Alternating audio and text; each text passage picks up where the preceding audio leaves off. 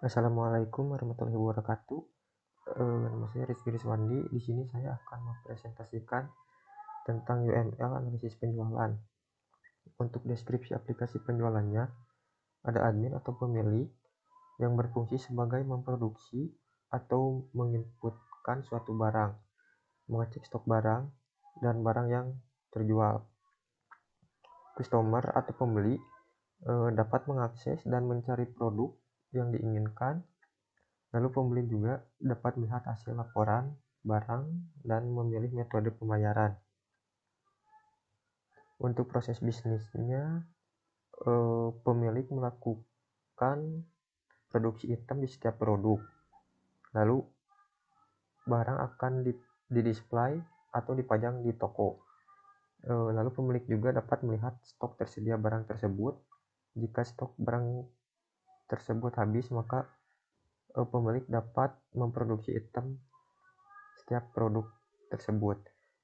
Jika stok tersedia, maka pemilik dapat melihat stok terjual, lalu konsumen dapat membeli produk tersebut, dan selesai. Untuk proses bisnis pelanggan, pelanggan dapat mengakses toko penjualan tersebut, lalu memilih produk yang diinginkan. Jika ingin membeli, pelanggan dapat mengisi formulir pembelian dan identitas dan alamat.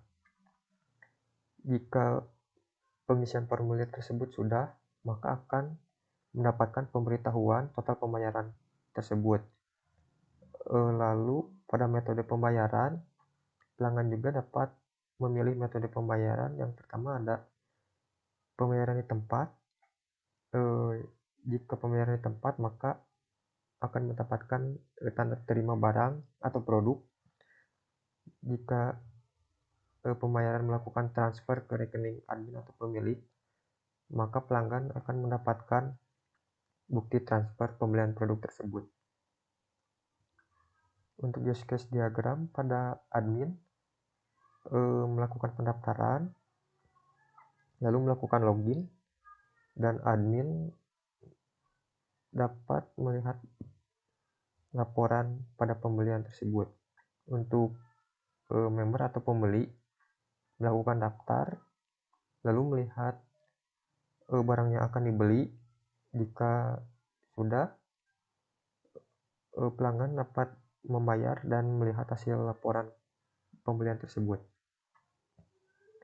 Untuk activity diagramnya, pada sistem melakukan login jika sudah, penginputan data konsumen atau member.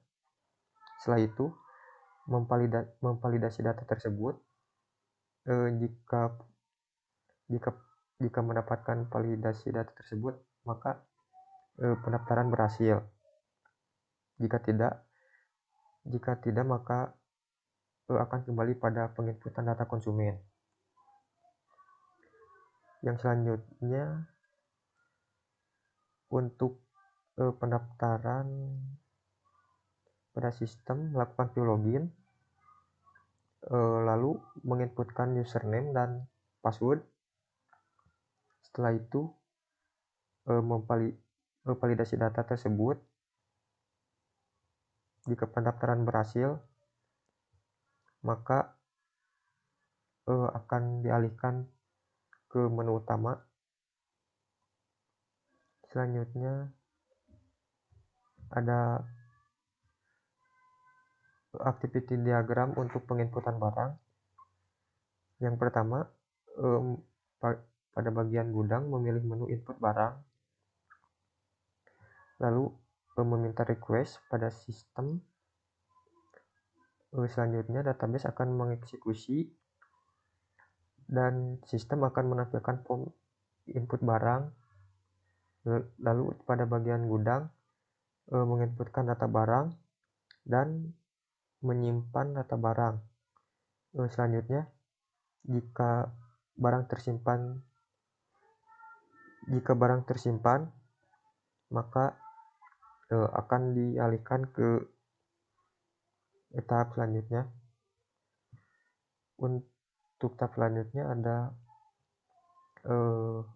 activity diagram pada transaksi pelanggan.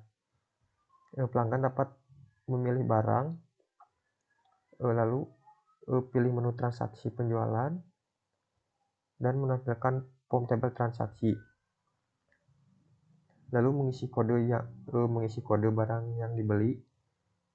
Selanjutnya menampilkan detail barang yang ingin dibeli dan memasukkan jumlah barang. Lalu melakukan perhitungan jumlah barang yang akan dibeli. Setelah itu menghitung total pembayaran dan mencetak faktur atau bukti penjualan. Setelah itu dapat memproses pencetakan nota dan menyerahkan faktur penjualan kepada pelanggan. Lalu pelanggan menerima faktur dan juga menerima barang yang dibeli. Lalu pelanggan memberikan uang kepada petugas.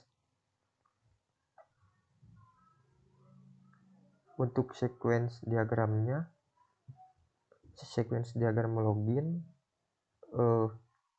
yang pertama user, input username dan password pada form login. Lalu pada form login validasi username dan password. Lalu verifikasi, mengecek hak akses user. Setelah itu pada sistem dialihkan ke form login dan user dapat melihat menu utama. Untuk sequence diagram transaksinya, pembeli dapat melakukan pemesanan terhadap admin. Setelah itu masuk pada menu utama. Jika sudah masuk pada menu utama, memilih form pembayaran, lalu setelah itu data pembayaran akan disimpan, dan untuk input data pembayarannya selanjutnya mengecek barang yang akan dibeli dan menginput data pembayaran. Selanjutnya pada pembayaran, jika sudah diinputkan maka akan disimpan, lalu mencetak bukti pembayaran atau pemesanan, dan pembeli dapat membayar kepada admin. Lalu pembeli dapat menerima bukti pesanan atau pembayaran, dan pembeli juga dapat dialihkan ke menu utama.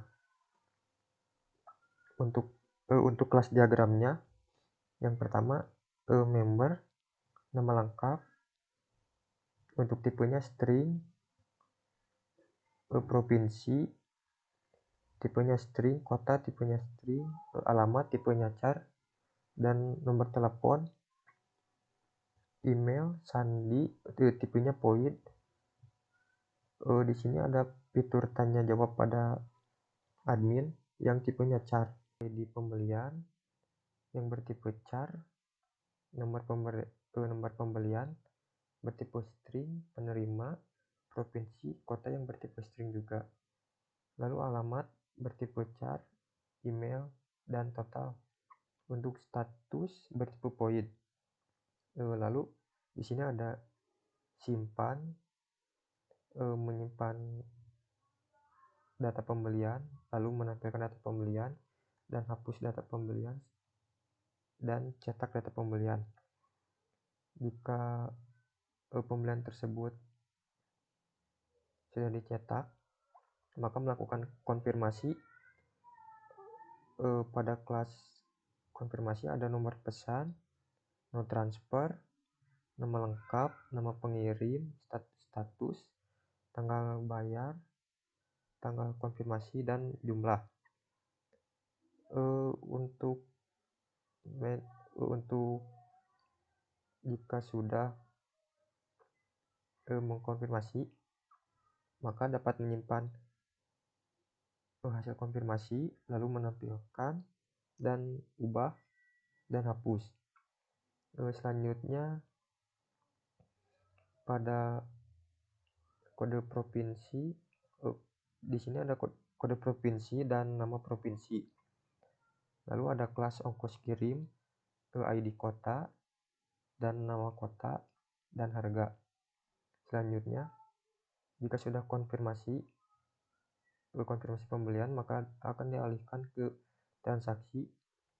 Pada kelas transaksi ada ID transaksi, tanggal beli, kode produk, jumlah, total, dan status. Selanjutnya, jika sudah melakukan pengisian transaksi, selanjutnya ke kelas produk, ada kode produk, kode kategori, nama produk, dan harga dan foto. Selanjutnya akan melihat kategori produk. Di sini cuma ada nama kategori dan untuk detail produknya ada ID produk, berat produk, dan stok produk. Lalu pada deployment diagram di sini ada web admin.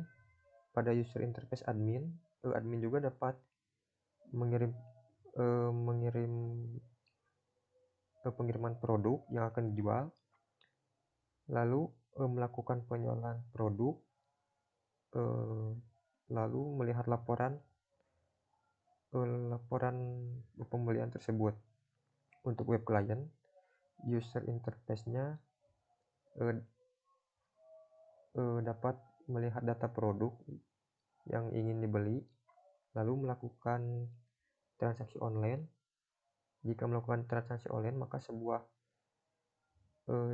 data-data akan disimpan kepada database MySQL. Mungkin segitu aja presentasi dari saya. Mohon maaf bila ada salah-salah kata dan kurang sempurna. Terima kasih.